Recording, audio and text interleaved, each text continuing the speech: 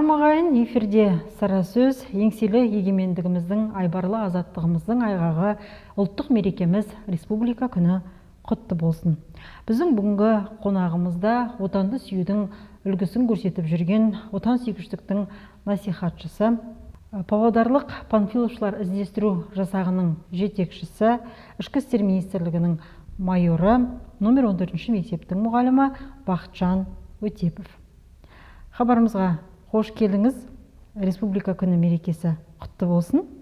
Жалпы Республика күні мерекесі сіз үшін қандай мейрам? Республика күні мен үшін маңызды мейрам, себебі біз осы күні өзіміздің егемендігімізді алдық. Сонымен қатар міне өзіміздің ұлы отан соғысы кезінде қаза болған миллиондаған аталарымызды іздеп, солардың ерлігін зерттеп, солар қайтыс болған жерлерде ескерткіштер қойып, сол И этот год исключения был, мы открываем раздел, посвященный ордену славы, за боевые заслуги и так далее, и так далее. Отечественный ландшафт, это у меня, недорого, я не знаю, я же тоже не волшебник, вообще хочу. Есть такая организация, общественный день, Совет регионалов Казахстана. Ол мен мұражайымда болған, мына жерде даже мұражайға медаль алған. Қалай ашылып еді, мақсаты қандай, осы жөнінде айтып берсең. 2015 жылы мен осы мектепте алғашқы әскери дайындық пәнінің оқытушысы болып жұмысқа орналастым. Сол жылы павлодарлық іздестірушілер Псков облысының Манаково ауылының маңында қазба жұмыстарымен айналысуға баратын болған. Сол топтың құрамында мен де болдым. Сосын сол экспедиция кетердің алдында сол кездегі мектебіміздің директоры Алияшкина Ажыбаеваға өзімнің ойымда жүрген өтінішімді айттым. Ол осы мектепте мұражай ашу еді. Ол кісі мені қолдады. Сосын сол кезде мектепте сабақ өткізуге кабинеттер жетпейтін еді. Соған қарамастан осы екінші қабатта осындай үлкен де жарық бөлмені маған көрсетіп, 60 шаршы метр бұл. Мен сәуір айында экспедицияға кеттім. Экспедиция ұлы жеңістің 70 жылдығына арналған болатын. Сонда біз Псков облысының Манаково ауылының маңындағы бауырластар зиратында Кремль қабырғасының көшірмесін орнаттық. Мәскеуден әкелген қызыл кірпіштен ұзындығы 20 метр, биіктігі 3,5 метр. Сол Кремль қабырғасында 20 тасты орнаттық. Сол таста сол жерде жерленген солдат, сержант, офицерлердің аты жөндері жазылған. Сосын сол бауырластар зиратына брусчатка төсеп, сыртын қоршадық. Және сол жылы ұлы жеңістің 70 жылдығы болғандықтан Псков облысының 2 ауданында 7 ескерткіш орнаттық. Әрбір жеңістің 10 жылдығына бір ескерткіштен. Солардың бірі Кеңес одағының батыры снайпер Алия Молдағұловаға, екінші менің жерлесім Ақтоғай ауданының тумасы аға лейтенант Павел Дубовойға. Ол кісі енді 1944 жылы панфиловшылардың ерлігін қайталаған болатын. 192-де 7 Псков облысының 7 биіктігінде 28 солдатпен 2 күн бойы сол биіктікті ұстап қаза тапты. Сол экспедицияда осыншама жұмысты істедік. Сонымен қатар сол жерде Псков облысының іздестірушілер қазба жұмыстарымен айналысқан. Сол 3 күн бойы бізде қазба жұмыстарымен айналысып, біршама ұлы отан соғысының жәдігерлерін тауып алып, сосын сол экспедициядан келгеннен кейін сол жәдігерлерді жазғы демалыс кезінде балалармен қалпына кетіріп, олар коррозияға ұшыраған екен. Мұражайымызды алғашқы ашқанда мұражайда 3 бөлім болған болатын. Бірінші бөлім біздің жерлесіміз Лебяжі ауданының тумасы полковник Невель қаласының бірінші коменданты Абылхайыр Баймулдинға арналған. Екінші бөлім менің жерлесім Ақтоғай ауданының тумасы аға лейтенант Павел Дубовойға. Және үшінші бөлім ол Псков облысынан әкелген ұлы отан соғысының жәдігерлері. Одан кейін қазір біршама кеңейген екенсіздер, ашылуына тіпті Панфиловтың немерелері келген екен дейі. 2015 жылы осы мұражайды аштық. 2018 жылы атақты генерал, Кеңес одағының батыры Иван Васильевич Панфиловтың туғанына 125 жыл болды. Осы датаға байланысты Павлодарда бірінші халықаралық іздестірушілердің іздеу 2018 деген халықаралық форумы болды. Бұл форумға Ресей, Украина, Беларусь және Литва, Эстония мен қатар Қазақстанның 7 аймағынан 70-ке жуық тарихшылар және іздестірушілер қатысқан болатын. Осы форумның маңында біздің мектебіміздің даңқ мұражайына атақты генерал, Кеңес одағының батыры Иван Васильевич Панфиловтың аты берілді. Ашылу салтанатында Панфиловтың немерелері Алуа және Айгүл Байкадамовалар осы мұражайдың лентасын кескен болатын. Енді одан кейін енді біршама уақыт өтті, музейдің мына ішіндегі жәдігерлері толығып, үлкен бір тарихи орынға айналды деп айтуға болады. Енді оған кейін келе жатармыз. Негізі бұл музейдегі жәдігерлер енді сіздердің іздестіру жұмыстарының нәтижесі ғой негізінен. Жалпы іздестіру жұмыстарына сіз қашан, қалай келдіңіз, неше жасыңызда? Біреуімше сіз мына өңіріміздің белгілі қайраткері, осы істі алғаш бастаған Жұмабек Хамзин ағамыздың шәкірті, сол кісінің ізбасар екенсіз. 1978 жылы мен орта мектепті бітіріп, Павлодар педагогикалық институтына оқуға түстім. Физкультура пәнінің мұғалімі болып 4 жыл оқыдым да, Павлодар педагогикалық институтын бітіргеннен кейін әскер қатарына барып келдім. Содан кейін өз ауылыма барып, физкультура пәнінің, дене шынықтыру пәнінің мұғалімі болып жұмыс істедім. Сонда жұмыс істегенде сол мектепте менің мұғалімім, алғашқы әскери дайындық мұғалімі Бекбаев Сүйіндік Кабевич бірге жұмыс істедік. Сол кісінің қолдауымен, сол кісінің көмегімен мен патриотикалық жұмыспен айналыса бастадым.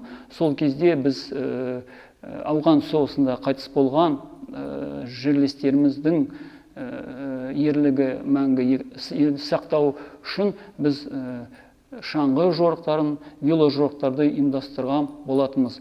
1989 жылы біз мына айтып кеттім ғой, Павел Ефимович Дубовойдың ерлігін мәңгі есте сақтау үшін Рассвет, сол кезде мен туған ауылым, Рассвет Павлодар веложорығын ұйымдастырған болатынбыз. Біз веложорықтан кейін Ақтоғай ауданының комсомол комитеті Дубовой қайтыс болған Новоржев қаласының маңындағы 192-7 биіктікке экспедиция құрастырды.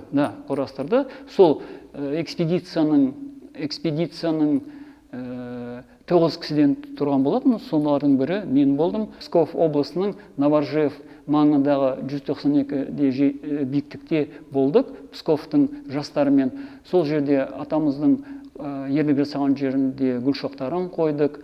Сонымен қатар олар бізді Невель қаласына апарды. Невель қаласында Маншук Маметова ерлік жасап қайтыс болған жері. Сонда да болдық, апамыздың ерлігіне бас идік. Сосын тағы бізді Ресейдің жастары апарған жер, ол мына Монакова ауылының маңындағы бауырластар зираты. Бұл енді әсерлі жер. Бұнда сол Псков облысындағы ең үлкен бауырластар зират екен. Бұнда 2500 солдат, сержант, офицерлер жерленген. Солардың ішінде 730-ы ол қазақстандықтар.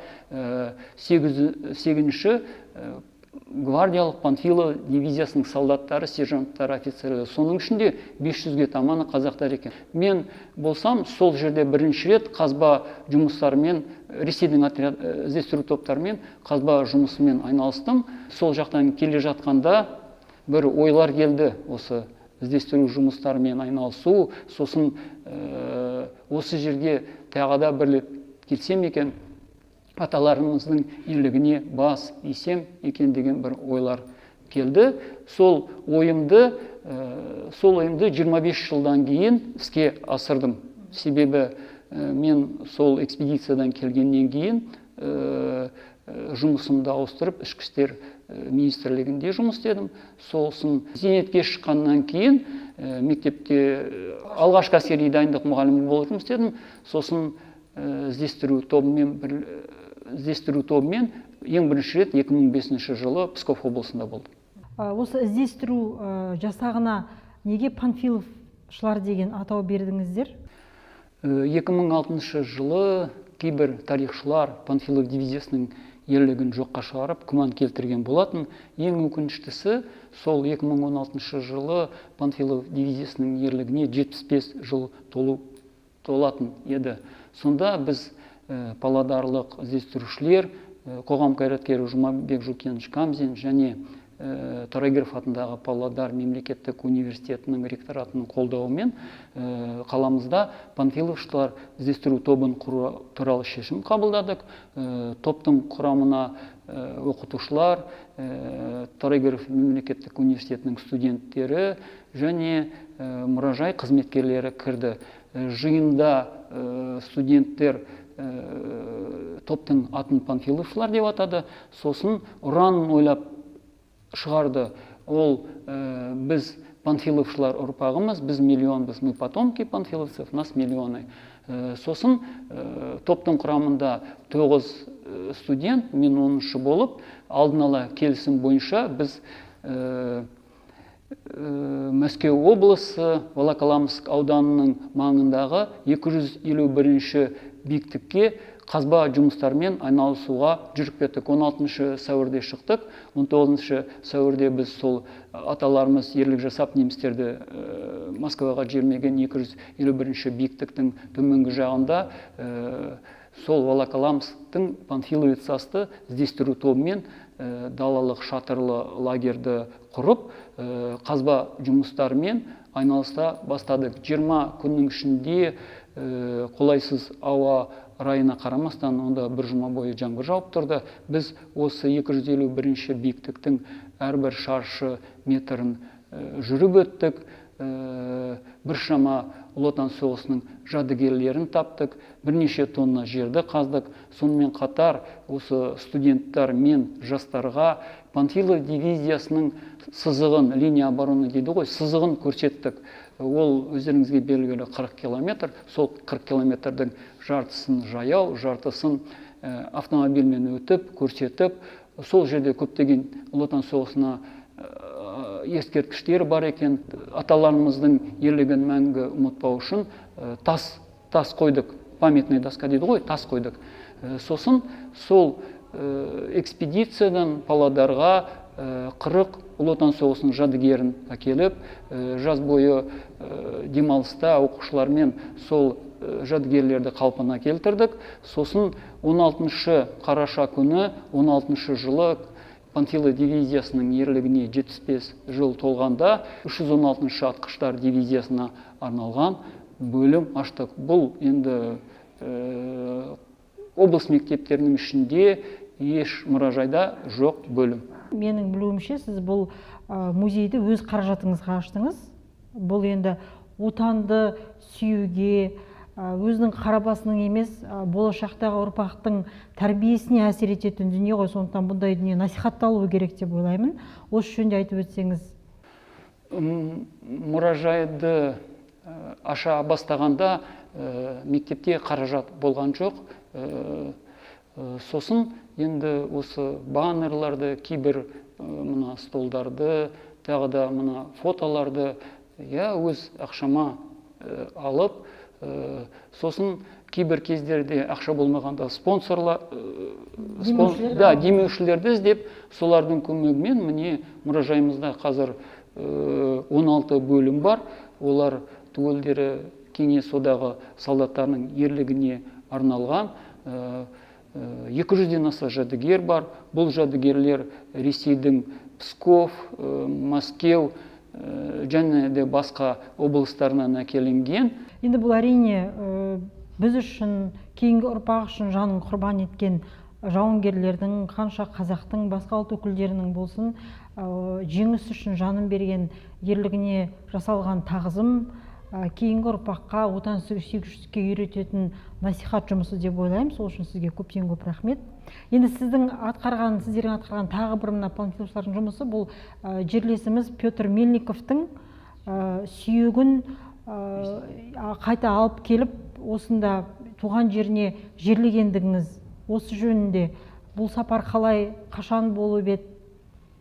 2017 жылы бізді халықаралық естелік вақтаға Мәскеу облысының «Наше наследие» іздестіру бірлестігі шақырған болатын. Сол жолғы іздестіру вақтасы Можайск ауданында өткен болатын. Бұл маңда 1941 жылы полковник Полосухин бастаған 32-ші атқыштар дивизиясы жаппай ерлік көрсетіп, Можайск бағытында Мәскеуге фашистерді 15 күн бойы тоқтатып тұрған екен. Сол естелік вақтаға бару енді біздің міндетіміз болды. Сосын сол естелік вақтаға бардық. Үлкен халықаралық естелік вақтасы 300-ге жуық іздестірушілер қатысты. Сосын 15 күн бойы сонда қазба жұмыстарымен айналыстық. Сол кетердің алдында бізге Калуга облысынан іздестірушілер қоңырау шалып, сол жерде біздің жерлесіміз Петр Мельниковтың сүйегі табылғаны анықталды. Сосын біз Мәскеуге қайра келіп, Мәскеуден Калуга облысы Людинов ауданы Букань ауылына іздестіру тобы жол жүріп кетті. Сол Букань ауылында үлкен іс-шара болды. Онда сол іс-шараға Қазақстан Республикасының консулының көмекшісі, Қазақстан Республикасының әскери атташесі қатысты. Сол іс-шарада Калуганың память іздестіру тобы бізге біздің жерлесіміз Петр Мельников 1941 жылы із-түзсіз жоғалып кеткен екен. Сол атамыздың сүйегін табыс етті. Сосын біз Мәскеуге келіп, Мәскеуден пойызбен Омскқа аттандық. Омскіда бізді Омскінің Звезда іздестіру тобы тосып алды. Сосын біріккен Қазақстан және Ресей іздестіру тобы Урлютюб шекара бекетіне келдік. Сол шекара бекетінде атамыздың сүйегін, ол кісі енді 41 жылы Кеңес одағы болғандықтан, атамыздың сүйегін Кеңес одағының туына орап, Қазақстан шекарасына Урлютюб шекара бекетіне өткіздік. Сонда іс-шара болды. Іс-шараға жастар, сосын анау қорғаныс департаментінен соғыс ардагерлері қатысты. Сол жерге Звезда тобы біздің панфиловшылар іздестіру тобына Мельниковтың сүйегін табыс етті. Біз өзіміздің туға орап, сосын ол кісінің туған жері Қашыр ауданы Ынталы ауылына апарып, әскери салтпен қайта жерледік. Мен мына жерде тағы бір көріп отырмын, Қазақстанның туы. Бұл қай жерде, қандай тарих осыны? Біздің іздестіру тобы тек қана қазба жұмыстармен айналыспай, біз мынау Ресей әскери техникалық бірлестігінің шақыруымен халықаралық бронежорықтарға да қатысамыз. Біз Ұлы Отан соғысы кезіндегі автомобильдер және 40-50 жылдарғы БТР-лармен 1941 жылы Кеңес одағы әскерлері қорғаған жолдармен өттік. Осы бронежорықта біз Смоленск, Вязьма, Минск қалаларында болып, онда бауырластар зираты және Ұлы Отан соғысының ескерткіштеріне гүл шоқтарын қойдық, жастармен кездестік. Сосын мынау Мәскеу әскери техникалық бірлестігі өзінің техникасын жастарға көрсетті. Сосын 21 июнь күні, Ұлы Отан соғысының басталатын күні, түнгі сағат 3:30-да біз Брест қаласына келдік. Сол Брест қаласында Ұлы Отан соғысының басталуының 77 жылдығына арналған үлкен халықаралық іс-шара болды. Сол іс-шараға қатыстық. Сосын қайтып келе жатқанда біз Минсктің жанында 20 километр Холм Славы деген мемориалдық кесем бар екен. Сол Холм Славыда біз жоспар бойынша Ұлы Отан соғысының ардагерлерімен кездесуіміз керек болған. Сол Холм Славыда тұрғанда қарасақ 3 флагшток тұр екен. Сол 3 флагштоктың екеуінде тулары бар. Біреуінде Ресей туы, екіншінде Беларусь туы. Үшінші флагштокта ештеңе болған жоқ. Сосын мен Мигалин президентке келіп, Ресей жағының президенті, соған келіп айттым, өзімнің өтінішімді, міне Ресей және Беларусь туы тұр, бұл жерде біздің аталарымызда соғысқан, бұл енді жеңіс, біздің ортақ жеңіс қой, біздің туымыз неге жоқ деп. Мигалин айтты, мен бұл сұрақты шеше алмаймын, қазір райисполкомның бастығына қоңырау шалсам деп. Сосын біраздан соң келіп маған айтты, бізге рұқсат берді, ешқандай проблема жоқ, бірақ оларда ту жоқ екен деп. Сосын біз енді бұндай сапарға барғанда туларды алып жүреміз, сол өзіміздің туымызды сол жерге апарып, менімен бірге Рафаэль Мұхамеджанов болған, біздің топтың мүшесі. Ол енді телефонмен біздің әнұранымызды қосты, мен сосын флагштокқа өзіміздің туымызды байлап, көтеріп, сол жерге қалдырып кеттік. Ол жерде осы Багратион операциясы 1941 жылы болған екен. Бұл жерде сонда біздің қазақстандықтар да қатысқан. Бұл жерде Кеңес одағы әскерлері 104 мыңдық неміс группировкасын қоршап, жартысын қамауға алып, жартысын жойған екен. Енді өзіңіз жайлы әңгімеге ауыссақ, сіз мынау тек жаңа спорт факультетіне оқуға түстім деп айтып өттіңіз. Сол кеңес үкіметі кезінде Қазақстанның намысын қорғап, мынау СССР спорт шебері болған екенсіз, тіпті осы өзіңіздің спорттық карьераңыз жайлы, спорттық жетістіктеріңіз жайлы білсек. Бала кезімде ауылда жүргенде, мектепте оқығанда спортпен шұғылданған болатынбыз. Ақтоғай ауданының тумасысыз, Да, Ақтоғай ауданының Рассвет совхозының тумасымын. Сол мектепте оқып жүргенде спортпен шұғылдандым. Сосын сол өзімнің бастаған ісімді әрі қарай жалғастыру үшін Павлодар педагогикалық институт спорт факультетіне түстім. Сосын бокспен шұғылдандым. Қалалық, облыстық, республикалық сайыстарға қатыстым. Қазірде сол айтады ғой, адамдарда өзінің бір шұғылданатын хобби болады деп, қазірде сол спортпен шұғылданамын. Бос уақытымда жүгірумен айналысамын. Сосын мына мұғалімдер арасында спартакиадаға қатысамын. Енді өзіңіздің балаларыңыздың ішінде осы жолыңызды қуғандары бар ма? Менің 2 балам бар. Ұлым Ішкі істер министрлігінде жұмыс істейді. 15 жылдай бері капитан атағында Павлодар ауданының ішкі істер бөлімшесінде. Бұлайша айтқанда, жолымызды қуған деп айтуға болады. Енді қызым Алматыда, ол тұрады, ол дәрігер. Жолдасым мұғалім, колледжда қазақ тілі пәнінің мұғалімі. Бақытжан аға, әңгімеңізге көптен көп рахмет, істеріңізге сәттілік тілеймін. Рахмет сіздерге. Құрметті көрермен, амандықта жүздейік.